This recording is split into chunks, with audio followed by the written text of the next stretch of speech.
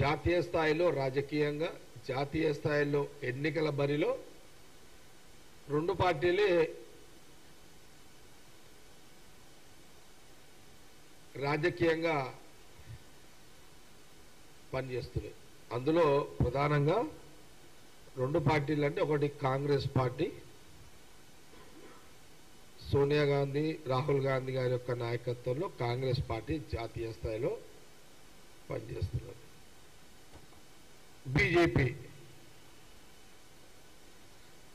BJP party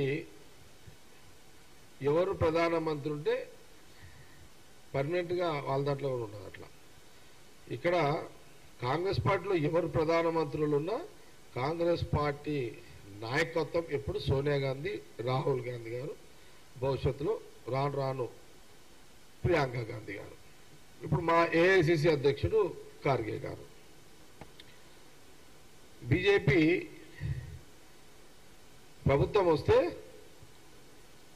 ప్రధానమంత్రి ఇప్పుడు ప్రస్తుతానికైతే మోడీ గారు. ప్రధానమంత్రి మోడీ గారు ఉన్నంతసేపే బీజేపీ పార్టీ నాయకుడు. ఆయన పదవి దిగిపోతే బీజేపీ నాయకుడిగా ఆయనకు బాధ్యతలు కానీ లేకపోతే ఆయనకు పవర్ కానీ ఉండదు. బీజేపీ కేంద్రంలో అధికారం ఉన్నప్పుడే, బీజేపీ పార్టీ కేంద్రంలో అధికారం ఉన్నప్పుడే ఇప్పుడు ప్రధానిగా నరేంద్ర మోడీ గారు ఉన్నారు కాబట్టి వారికి ఇప్పుడు పవర్ ఉంటుంది. భవిష్యత్తులో వారు ప్రధానమంత్రిగా ఇక రారు, ఇది లాస్ట్. ఇక అప్పుడు మోడీ గారు ప్రధానమంత్రి ఉండరు కాబట్టి అప్పుడు ఆయనకు పవర్స్ ఉన్నాయి. కానీ కాంగ్రెస్ పార్టీలో ప్రభుత్వంలో ఉన్న అపోజిషన్లో ఉన్న కాంగ్రెస్ పార్టీ జాతీయ రాజకీయాల్లో సోనియా గాంధీ గారు, రాహుల్ గాంధీ గారు, భవిష్యత్తులో ప్రియాంక గాంధీ గారు, వీళ్ళ పవర్కి మోడీ పవర్కి చాలా వ్యత్యాసం ఉంటుంది. Permanent political power Sonia Gandhi Rahul Gandhi గారే, టెంపరీ పవర్ పాలిటిక్స్ లో మోడీ గారే. ఇది బీజేపీ నాయకులు గమనించుకోండి. ఇదిగా ఒక విషయం. ఇంకోటి, ఎవరైనా సరే ప్రజలు మళ్ళీ మిమ్మల్ని నమ్మిరు, తక్కువ మెజారిటీతోటి మీకు బీజేపీకి అధికారం అవకాశం మూడోసారి ఇచ్చారు. మొదటిసారి మీరు మూడోసారి మన ప్రధానమంత్రిగా మోడీ గారు అయిన తర్వాత మీరు పార్లమెంటు స్టార్టింగ్లోనే మీరు ఏం మెసేజ్ ఇవ్వాలి? అతి కష్టం మీద మీకు ప్రజలు ఇచ్చిన అవకాశాన్ని ప్రజల కోసం మీరు మెసేజ్ ఇవ్వాలి. ప్రజల గురించి మీరు పార్లమెంట్లో మాట్లాడాలి. మూడోసారి నాకు అవకాశము ప్రజలు ఇచ్చిర్రు ప్రధానమంత్రిగా, కాబట్టి నేను మీకు కృతజ్ఞతగా ఉంటా. మీకు గతంలో నేను ఎన్నో చేయలేకపోయినా, ఇది 15 లక్షల రూపాయలు పేదవాడికి ఇస్తానన్నా చేయలేకపోయినా ఈసారి మాట నిలబెట్టుకుంటా. గతంలో డీజిలు, పెట్రోలు, గ్యాసు, బంగారము ధరలు పెంచినా తగ్గిస్తా, మళ్ళీ పెంచను. ఇంకోటి, సంవత్సరానికి 2 కోట్ల ఉద్యోగాలు ఇస్తాను అని చెప్పిన మాట నిలబెట్టుకోలేకపోయినప్పుడు ఇప్పుడు ఇవన్నీ చేస్తా. ఇది ఒక బాధ్యత గల ప్రధానమంత్రిగా మూడోసారి ప్రజలు ఇచ్చిన ఈ అవకాశాన్ని ప్రజల శ్రేయస్సు కోసము, ప్రజల కోసము ఇలాంటి మాటలు ప్రధానమంత్రి హోదాలో మాట్లాడాలి. ఈ యొక్క జ్ఞానాన్ని ఈ జ్ఞానము ఎందుకు లేకపోయింది కాంగ్రెస్ పార్టీ ప్రశ్నిస్తున్నది ప్రధానమంత్రి మోడీ గారిని. ప్రజలు కూడా ఆలోచన చేయాలి. ఏమని మూడోసారి అవకాశం ఇచ్చినాము, మా ధరలను తగ్గిస్తాడు, మా పిల్లలకు ఉద్యోగాలు ఇస్తాడు, ఇదేమన్నా మాట్లాడతాడేమో అని ప్రజలు ఎదురు చూస్తున్న సందర్భంలో ప్రధానమంత్రి గారు మాట్లాడకపోవడము బాధాకరము. ఇవన్నీ మాట్లాడకుండా 50 ఏళ్ల కిందట ప్రధానమంత్రిగా ఉన్న ఆనాటి ఇందిరాగాంధీ గారు ఎమర్జెన్సీ ప్రకటించడం వల్ల దాని మీద మాట్లాడిండు ప్రధానమంత్రి మోడీ గారు. క్రితము ఎమర్జెన్సీ 21 నెలల చరిత్ర పార్లమెంట్ లో స్పీకర్ ప్రధానమంత్రి మోడీ గారు, లోక్సభ బీజేపీ స్పీకర్ వీళ్ళిద్దరు మొదటి రోజే 50 ఏళ్ల కిందట ఆ 21 నెలల చీకటి జీవితాల గురించి అని ప్రస్తావన ఎందుకు తీసుకురావాల్సిన అవసరం ఉండే అది అవసరమా? 50 ఏళ్ల కిందట ఒక సంఘటనని ఈ రోజు పార్లమెంట్ మొదటి రోజు పార్లమెంట్ లో మాట్లాడాల్సినంత అవసరమా? ఆ ఎమర్జెన్సీకి ఇప్పుడున్న ప్రజలకు ఏమైనా సంబంధం ఉందా? ఇప్పుడు ప్రజలు ఏం కోరుకుంటున్నారు, ప్రధానమంత్రి ఏం మాట్లాడతాడు అని ఆశించే టైంలో 20 ఏళ్ల కింద 50 ఏళ్ల కింద 21 నెలల ఎమర్జెన్సీ యొక్క ప్రస్తావన ఒక బాధ్యత గల ప్రధానమంత్రి మోడీ గారు, ఒక లోక్సభ స్పీకర్ ఈ చర్చ ప్రస్తావన పార్లమెంట్ తీసుకురావడం అవసరమా? దీనివల్ల ప్రజలకు ఏమి లాభము? ఇది ప్రజలు కోరుకున్న మెసేజ్ కాదు.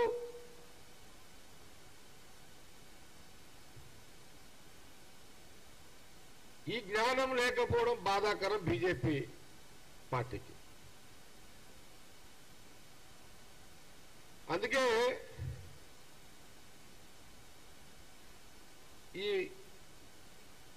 బీజేపీ ప్రధానమంత్రి మోడీ గారి యొక్క తప్పుడు పరిపాలనలో ఆలోచనలో ఆర్ఎస్ఎస్ భాగవత్ గారు కూడా తప్పు పట్టారు, ఆర్ఎస్ఎస్ ప్రముఖులు కూడా తప్పు పట్టారు.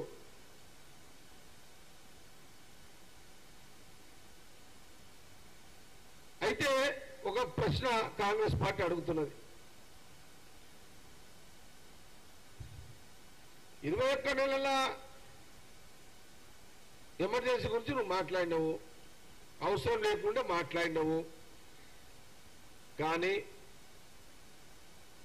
దాని సందర్భంలో 21 నెలల తర్వాత ఒక సందర్భంలో ఇందిరాగాంధీ గారు కొంత మిస్గైడ్ కావడం వల్ల కొంత ఈ ఎమర్జెన్సీ అనేది కొంత తొందరపాటు జరిగిందేమో అని ఒక ఫీలింగ్ ఉంది అని ఇందిరాగాంధీ గారు ఆ రోజులోనే స్వయంగా చెప్పినట్టుగా మన పత్రికల్లో వచ్చినాయి, ఆ రోజుల్లోనే వచ్చినాయి, మనం చదివినాం, అది చూసినాం. ఇది ఎక్కడో మిస్టేక్ అయింది అనే ఒక భావన కూడా ఆ రోజు ఇందిరాగాంధీ గారు చెప్పడము జరిగింది, అది చరిత్ర. అది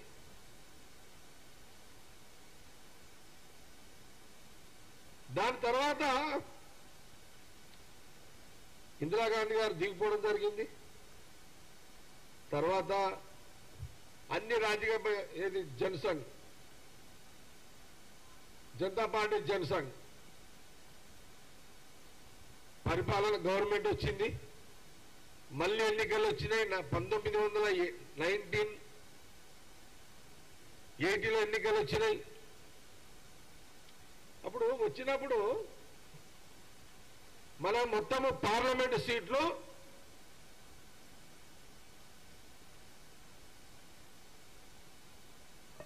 540 ఎంపీ సీట్లు ఉన్నాయి. 500 ఎంపీ సీట్లలో ఆ రోజు మళ్ళీ ఇందిరాగాంధీ గారి యొక్క నాయకత్వంలో జాతీయ కాంగ్రెస్ పార్టీకి 353 సీట్లు వచ్చినాయి. 21 నెలల ఎమర్జెన్సీ తర్వాత ఈ జనసంఘ్ జనతా పార్టీ గవర్నమెంట్ వచ్చిన తర్వాత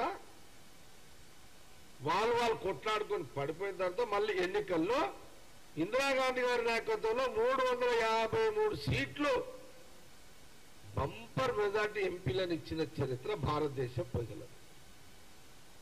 మరి ఆ రోజు 21 నెలల యొక్క చీకటి రోజులని మరి తర్వాత ఎన్నికలు ప్రజలకు తెలియదా? ఆ చీకటి రోజులే అని ఒక ఫీలింగ్ ప్రజలకు ఉండుంటే వాళ్ళు 353 సీట్లు ఇందిరాగాంధీ గారికి మళ్ళీ ఘన విజయం ఇచ్చి ప్రైమ్ మినిస్టర్ చేసేవాళ్ళ?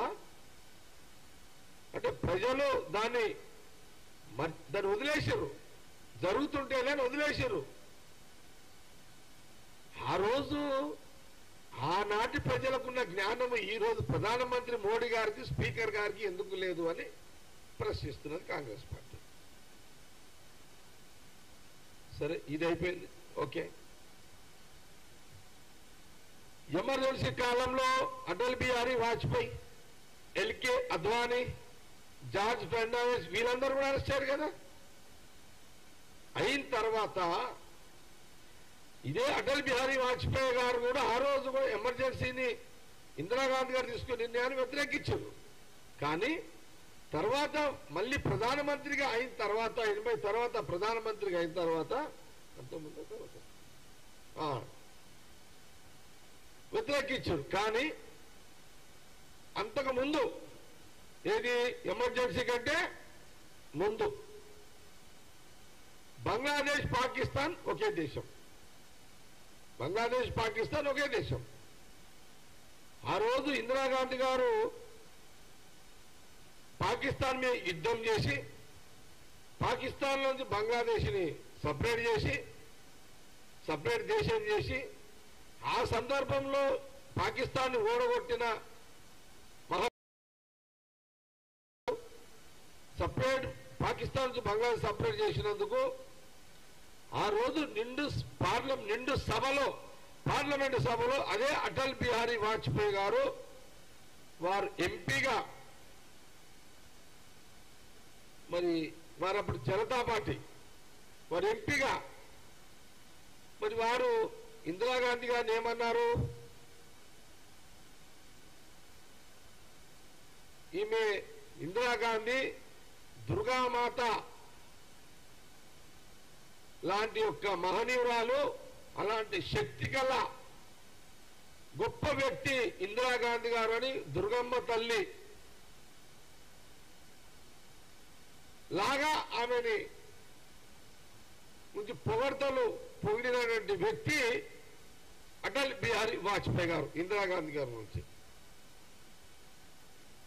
ఇదెందుకు పార్లమెంట్ లో చర్చకు తీసుకురారు? మరి సిద్ధమా దీనికి?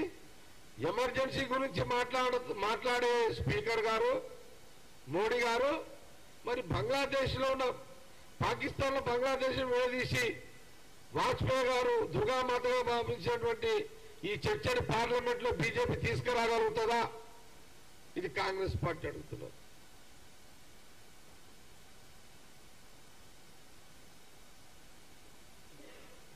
అయితే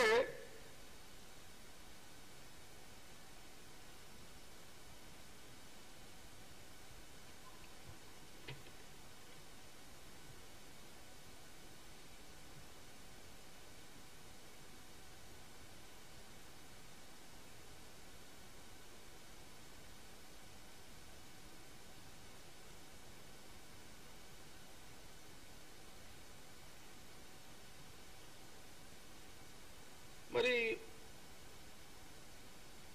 ఒక ఎమర్జెన్సీ గురించి పదే 50 ఏళ్ల తర్వాత మీరు మాట్లాడేటప్పుడు ఇందిరాగాంధీ గారి గురించి మరి ఇంకా కొన్ని విషయాలు చెప్పాలి కదా.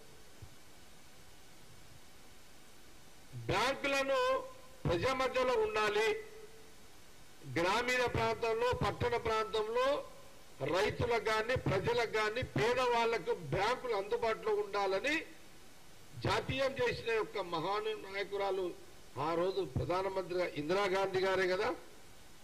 అంటే ప్రజల దగ్గర ఉన్న డబ్బు దాచుకోవడానికి, ప్రజలకు అవసరం ఉన్నప్పుడు బ్యాంకుల ద్వారా డబ్బులు తీసుకోవడానికి ఇలాంటి వసతులతో ఆనాటి ప్రధానమంత్రి ఇందిరాగాంధీ గారు మరి బ్యాంకులు పల్లెలకు బ్యాంకులు, పల్లె ప్రాంతాలకు బ్యాంకులు, పట్టణ ప్రాంతాలకు బ్యాంకులు, ప్రజల మధ్యలో బ్యాంకులు అన్నట్టు ఇందిరాగారి యొక్క నిర్ణయమే కదా.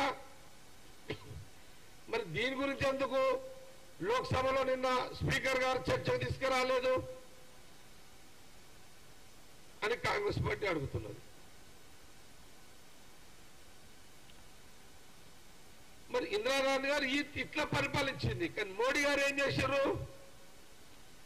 బ్యాంకులన్నీ ఎత్తేసిండు, కొన్ని బ్యాంకులు ఎత్తేసిండు కదా. మరి కార్పొరేట్ వ్యవస్థలకు బ్యాంకులను కలిపేసిండు. ఎన్ని వేల కోట్లను తీసుకొని ఎగగొట్టి పారిపోవచ్చు అని సదుపాయాలు కల్పించిండు. మీరు ఇందిరాగాంధీ గారేమో బ్యాంకులు ప్రజల మధ్యలోకి తెస్తే మీరేమో బ్యాంకులన్నీ ఎత్తేసారు. మీరు ఇదేమన్నా చర్చకు పార్లమెంట్లో తీసుకొచ్చే శక్తి మీకు ఆ శక్తి ఉందా మీకు?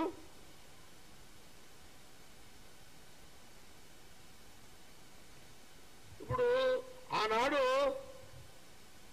ఇందిరాగాంధీ గారు చైనా మన భారతదేశం యొక్క భూమిని చైనా ప్రభుత్వము ఆక్రమించింది. అప్పుడు చైనా మీద యుద్ధం చేసిన ఇందిరాగాంధీ గారు చైనా మీద యుద్ధం చేసి భారతదేశం యొక్క భూమిని ఆక్రమితం చేసిన చైనా నుంచి విడిపించింది. ఇది వాస్తవం. దీని మీద బీజేపీ మోడీ గారు స్పీకర్ గారు పార్లమెంట్ లో చర్చకు సిద్ధమా?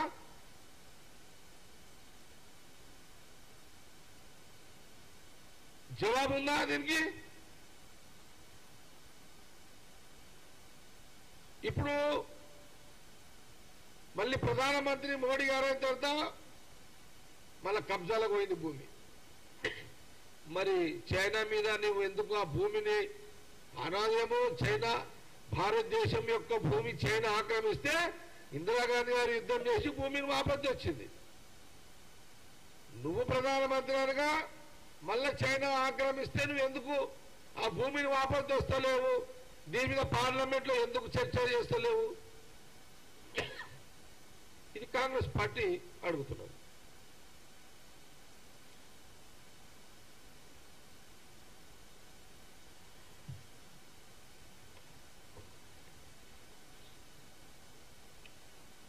ఇంకొక మాట కాంగ్రెస్ పార్టీ సూటిగా ప్రశ్నిస్తున్నది ఏంటంటే, నరేంద్ర మోడీ గారు బీజేపీ నాయకత్వానికి మీరు ఒక్క ఎమర్జెన్సీ మీదనే రానాంతం చేసారు. మీ అయితే వందల కొంత ఎమర్జెన్సీలు ఉన్నాయి. మీ అయితే అసలు మీరు చెబుతుంటే ఒకటి కాదు ఎమర్జెన్సీ మీది. ఇంకా ఇందిరాగాంధీ గారు డైరెక్ట్ గా ధైర్యం ఉన్నది ఆమెకు, డైరెక్ట్ గా చేసింది. మీకు ఆ ధైర్యం లేదు, మీరు ఇండైరెక్ట్ గా చేస్తున్నారు. ఎట్లా చేస్తున్నారు? దేశంలో అందరినీ బ్లాక్మెయిల్ చేస్తున్నారు. అన్ని రాజకీయ పార్టీ 10 ఏళ్ళు మీరు అదే పని చేశారు కదా. కాంగ్రెస్ ముఖ్యమంత్రి ఆయన ఏం చేసిండు, ఈయన ఏం చేసిండు, ఆయన వీళ్ళ మీద ఎక్కడో తెలుసో తెలియకనో కొంత పేపర్లలో ఎక్కడో దగ్గర పొరపాట్లు మనుషులము జరుగుతుంటాయి. ప్రతి చిన్న తప్పుని నువ్వు ఐడెంటిఫై చేసి రాజకీయ పక్షాలన్నీ రాజకీయ పార్టీలందరూ బ్లాక్మెయిల్ చేస్తున్నవే. అది 21 నెలల మీద 10 ఏళ్ళు అదే పని కదా.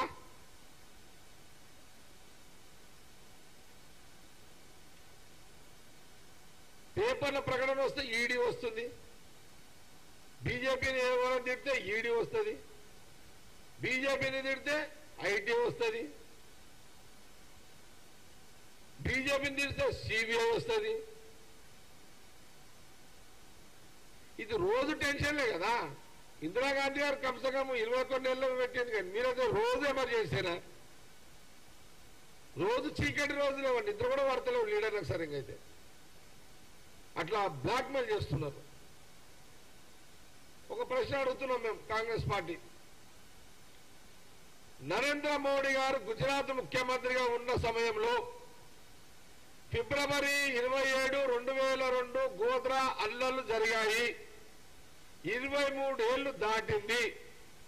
పార్లమెంట్ లో గోద్రా హింసాకాండపై చర్చకు సిద్ధమా? ఇది కాంగ్రెస్ పార్టీ అడుగుతున్నది. 3 నెలల పాటు గుజరాత్ లో జరిగిన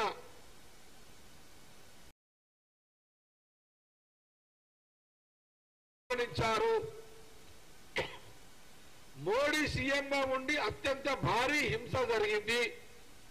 దీనికి మోడీ బాధ్యత వహించి పార్లమెంట్ లో స్పీకరు ఇందిరాగాంధీ గారు ఎమర్జెన్సీ గురించి మాట్లాడారు కదా, మరి దీని గురించి మాట్లాడడానికి మీరు సిద్ధమా?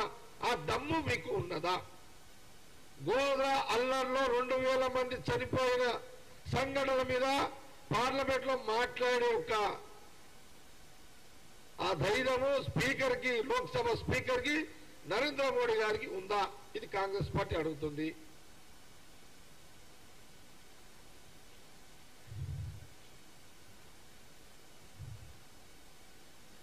ఎమర్జెన్సీ టైంలో బీజేపీ లేదు. ఎమర్జెన్సీ అనే మీరు అంటున్నారు కదా, అప్పుడు ఇంకా బీజేపీ పుట్టలే.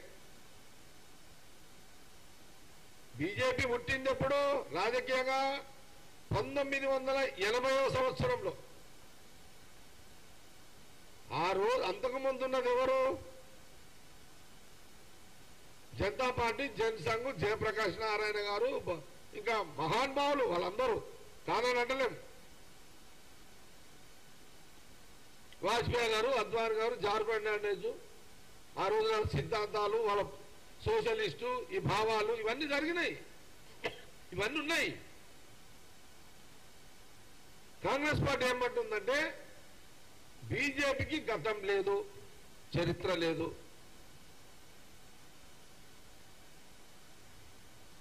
ఎమర్జెన్సీ పెట్టిన తర్వాత జరిగిన ఎన్నికల్లో ఇందిరాగాంధీ గారిని ప్రజలే గెలిపించారు.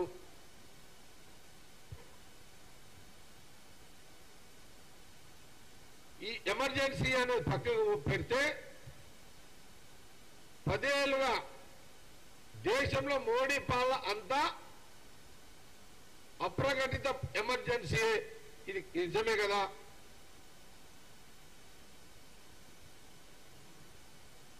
ఉత్తరప్రదేశ్ లో జరిగిన అనేక సంఘటనలు చాలా ఉన్నాయి, హింసాకాండ.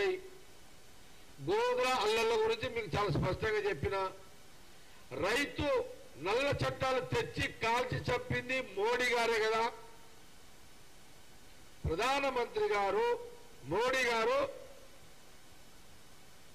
నల్ల చట్టాలను తీసుకొచ్చి రైతులను పిండి వాళ్ళను రోడ్ల మీద ఎత్తి వాళ్ళని ఫైరింగులు చేసి వెహికల్స్ తోటి రైతుల మీద దాడి చేసి చంపి,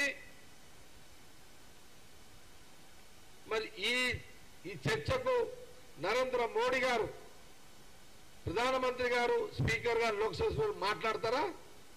మాట్లాడగలుగుతారా?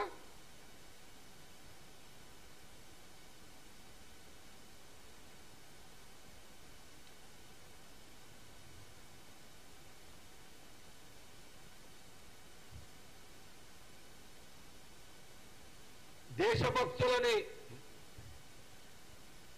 మేమే అంటే బీజేపీ వాళ్ళే దేశభక్తులని, మా అంత దేశభక్తులు ఉండరని అని చెప్పే మోడీ గారు, బీజేపీ నాయకత్వం పుల్వామా ఘటన జరిగితే సభలో చర్చ పెట్టలేదు. ఎందుకు?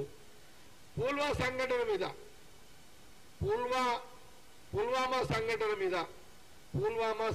మీద పార్లమెంట్ లో చర్చ ఎందుకు జరపలేదు? దీని మీద స్పీకర్ గారు మాట్లాడతారా? మీరు ఎమర్జెన్సీ గురించి మాట్లాడినవే.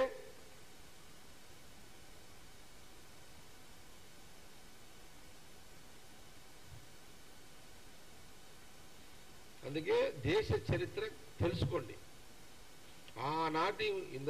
ఆనాటి మహాత్మా గాంధీ, నెహ్రూ గారు, ఆ కుటుంబము, పరిపాలన, ఎప్పుడైనా చిన్న చిన్న లోటుపాట్లు జరిగితే దాని సవరణలు అప్పుడే మళ్ళీ సవరించుకొని ఇలాంటి పరిపాలన అందించిన కుటుంబము రాహుల్ గాంధీ గారి యొక్క తాతలు ముత్తాతల కుటుంబం. కాబట్టి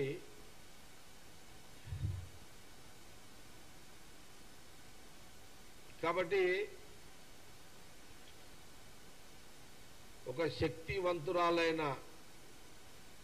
పరిపాలన ఆనాటి ఇందిరాగాంధీ గారిది, మరో శక్తివంతురాలైన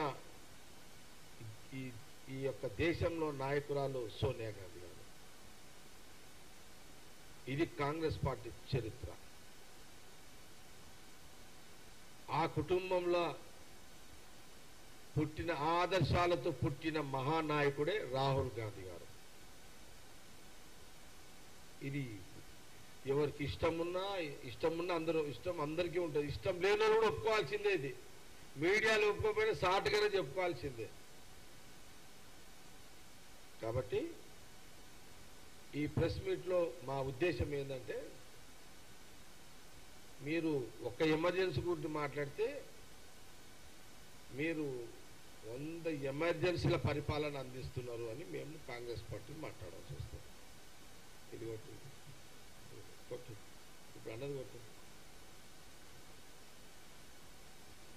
మీరు ఒక్క ఎమర్జెన్సీ గురించి మాట్లాడితే, కాంగ్రెస్ పార్టీ ఇందిరాగాంధీ గురించి మాట్లాడితే, కాంగ్రెస్ పార్టీ మోడీ ప్రధానమంత్రి పరిపాలన 10 ఏళ్లలో 100 ఎమర్జెన్సీ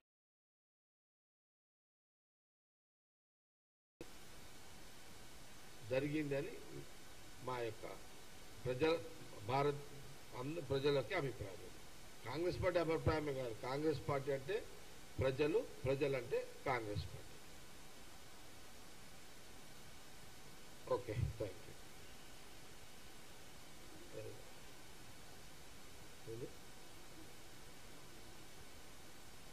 అట్లా లాస్ట్ మంచి. ఇప్పుడు నేను చెప్పి నువ్వు కొడుతున్నావు. మాకు ఒక ఎమర్జెన్సీ మీరు 100 ఎమర్జెన్సీలో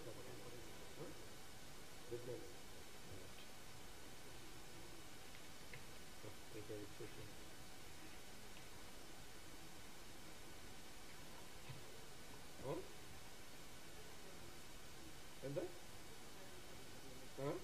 35 minutes.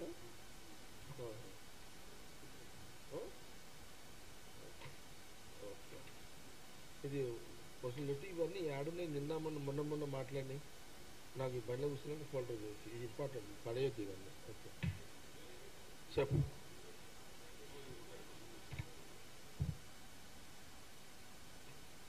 ఏంది ఏం కావాలి ఇప్పుడు మీకు? రాజకీయం చెప్పండి.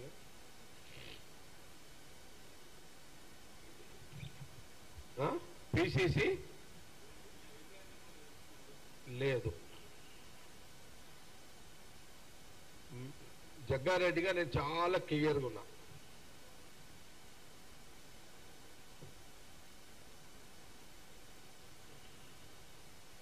సోనియా గాంధీ రాహుల్ గాంధీ గారు ఏది చెప్తే దాన్ని నేను ఫాలో అవుతా. నేను హైదరాబాద్లోనే ఉన్నా కదా, ఢిల్లీ పోలే కదా.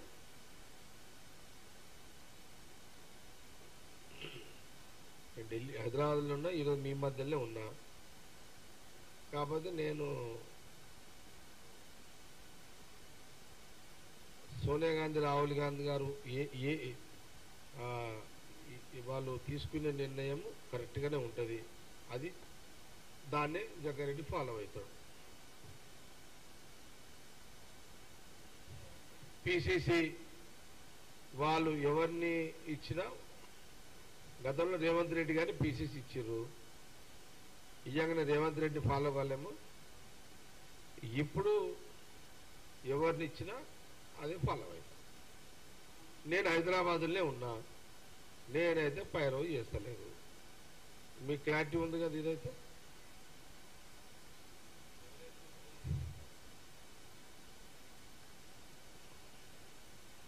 నేను అభిప్రాయాలు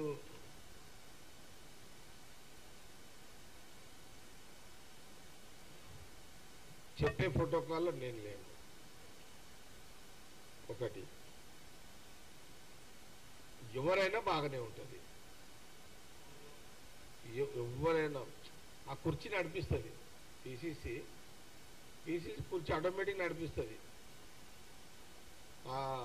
అదేమి ఇబ్బంది ఉండదు.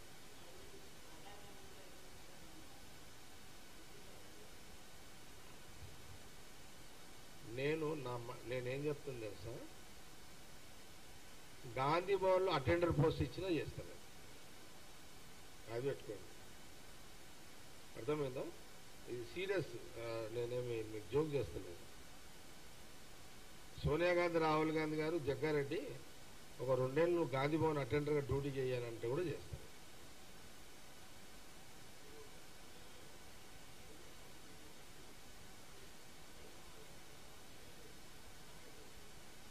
ఇంకుంది కదా నాకు, నా వయసు 58, 10 ఏళ్ళు అన్నా కూడా ఇంకొక 68 దాకా 10 ఏళ్ళ టార్గెట్. ఈ 10 ఏళ్లలో నేను ఖచ్చితంగా పిసిసి ఎప్పుడోసారి అవుతా, ఒకసారి ముఖ్యమంత్రి కూడా అవుతా. ఏది 10 ఏళ్ళ లోపు. ఈరోజు ఇదేంటి, ఇదే సంవత్సరం, ఇది 24, అంటే నా వయసు 58.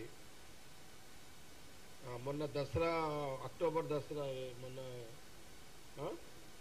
23 దసరా రోజు మా సంగారెడ్డి దసరా రోజు గంజి మైదానంలో చెప్పిన, రానున్న 10 ఏళ్ళ లోపు కాంగ్రెస్ పార్టీలో పిసిసి కావాలి, పార్టీకి మంచి సర్వీస్ ఇవ్వాలి, ఆ 10 ఏళ్ళ లోపు ముఖ్యమంత్రి కూడా కావాలి, మంచి ప్రజలకు మంచి పరిపాలన ఇవ్వాలి సోనియా గాంధీ, రాహుల్ గాంధీ నాయకత్వంలో అన్నదే నా యొక్క ఏమంటుందని నా ఆలోచన. నాకు నో ప్రాబ్లం. ఈ లోపల రేవంత్ రెడ్డి గారు అయ్యారు, ఇంకా మళ్ళీ నెక్స్ట్ 5 ఏళ్ళు ఉండాలని ఆయన ట్రై చేస్తాడు. ఇంకా మీతో కూడా ఉన్నారు ఇక్కడ, వాళ్ళ పేరు నేను ఇప్పుడు ఎందుకు, ఆల్రెడీ ఒక ముఖ్యమంత్రి ఉన్న ఇంకో పేరు నేను చెప్పొద్దు. నేను చెప్పింది ఎప్పుడు, అప్పటి వరకు ఇంకా మీతో కూడా ఎవరైనా కావాలని కూడా అయిపోతారు. అందరు అయిపోయినాకనే నా కోరిక, నేను ఎవరికి కాంపిటీషన్ కాదు.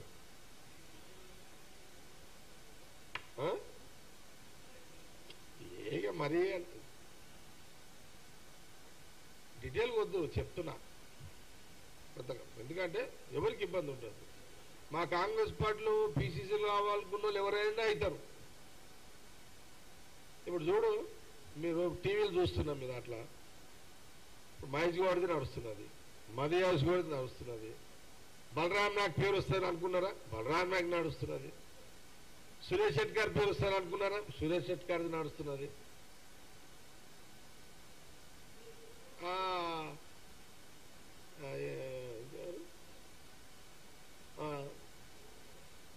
సంపత్, మాదిగా జాతి సంపత్ పేరు నడుస్తున్నది. ఇప్పుడు అది ఉన్నది, చర్చల్లో ఉంది. చూడు, కాంగ్రెస్ పార్టీలో ఎంత గొప్ప పార్టీ కాంగ్రెస్ పార్టీ, చూడండి ఎంత గొప్ప పార్టీ కాంగ్రెస్ పార్టీ. ఒక ఎన్ఐసి యూత్ కాంగ్రెస్ వచ్చిన మహేష్ గౌడ్ జాతీయ పార్టీలో పిసిసి రేసులో ఆల్రెడీ ఇప్పుడు ఆ మీటింగ్లో ఉన్నాడు. కేసీ వేణుగోపాల్ గారి మీటింగ్లో చర్చలు ఉన్నారు. వీళ్ళంతా సామాన్య కార్యకర్త దిగిన సంపద వచ్చేసిండు, సామాన్య కార్యకర్త వచ్చిన షెట్కార్ వచ్చిండు, సామాన్య కార్యకర్త బట్టి విక్రమార్క ఉన్నాడు, ఇప్పుడు డిప్యూటీ సీఎం ఉన్నాడు, ఆల్రెడీ అవన్నీ ఉన్నాయి. ఆయన కూడా చర్చలు ఉన్నాడు.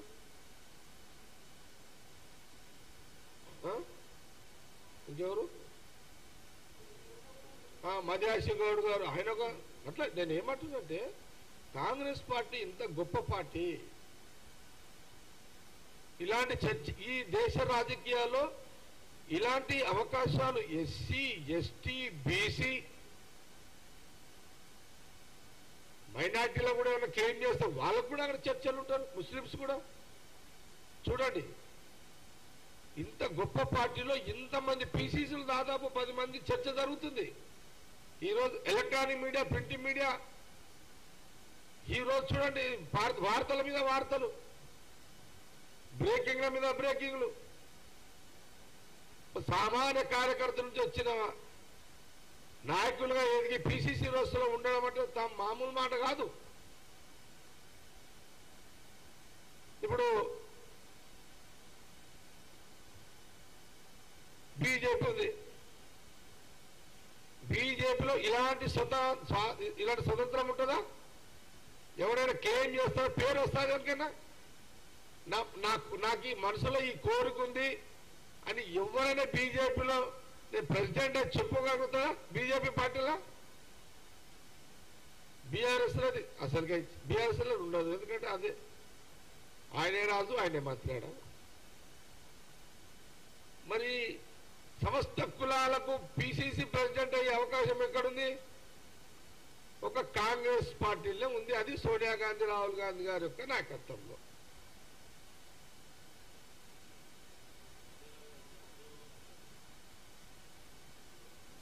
ఈ 10 ఏళ్లలో అంటే నేను ఏమంటున్నాను, కాంగ్రెస్ పార్టీ కాబట్టి కోరిక ఉండడం తప్పు కాదు, చెప్పడము తప్పు కాదు, ఆశించడము తప్పు కాదు.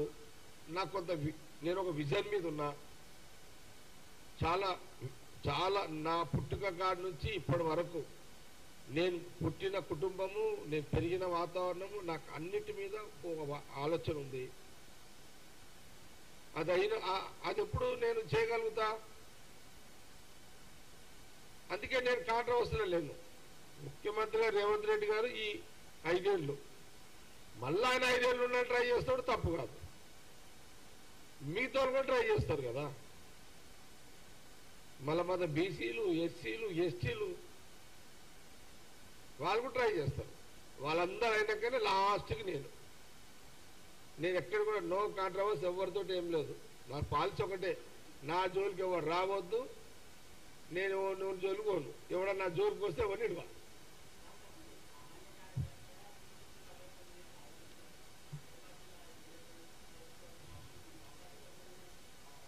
వేరే పార్టీ ఎమ్మెల్యేల చేరికకు సంబంధించి నా పరిధిలోని కాదు. అది ముఖ్యమంత్రిగా రేవంత్ రెడ్డి గారి పరిధిలోని అంశం.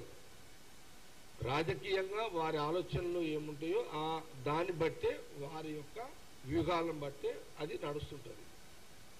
కాబట్టి ఈ ఎమ్మెల్యేల జాయినింగ్ అనే దాని మీద అది ముఖ్యమంత్రి రేవంత్ రెడ్డి గారికి ఏం వ్యూహంతో, ఒక ఆలోచనతోటే వారు ముందుకెళ్తున్నారు. దాంట్లో నేను ఇన్వాల్వ్మెంట్ కాకుండా మాట్లాడకపోవడం బాగుంటుంది. Okay, right.